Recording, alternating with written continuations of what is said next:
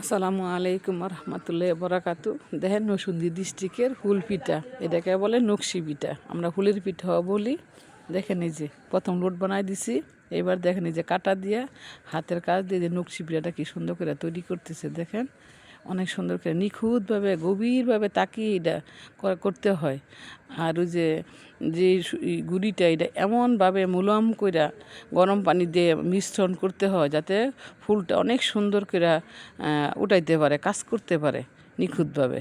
দেন কি সুন্দর করে যাতে একটু কাঠার মধ্যে না বাজায়। যে একটা কিন্তু হয়ে গেছে অলরেডি, আরেকজনে যে বানাইছে এটা দেন সূর্যমুখী ফুল বানাইছে, কইতেছে আমার এটাও হয়ে গেছে আগে। এই যে একটা বানাই ফেলছে অলরেডি, এই যে দেখেন আর এই যে কয়েকটা হয়ে গেছে, 5-6 জনে বাঁচতেছে। এই যে আবার দেখেন বাঁচতেছে। এটা গভীর জালও দেওয়া যাবে না, কম জালও হবে না, একদম নীরব করে জাল দিতে হবে। তারপরে মুলাম হাতে এটা নামাইতে হবে যাতে একটা পিঠা নষ্ট না হয়, না ভাঙে, না পুড়া যায়। তারপরে যেন এক কান্ড না হয় আরেক কান্ড যেন কাঁচা থাকে, এরকমভাবে করা যাবে না। সঠিকভাবে পর্যবেক্ষণ করে তারপরে এটা নিয়ম অনুযায়ী এটা রাখতে হবে। দেখেন এতগুলো পিঠা ভাজা হয়ে গেছে।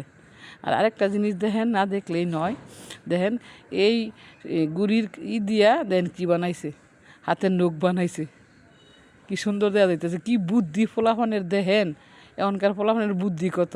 কইছে দেহ আন্টি আমি কি বানাইছি, আরেকটা দেন কি বানাইছে, এটা দিয়ে আমার ভিডিও সাবস্ক্রাইব কমেন্ট শেয়ার করে দিয়ে।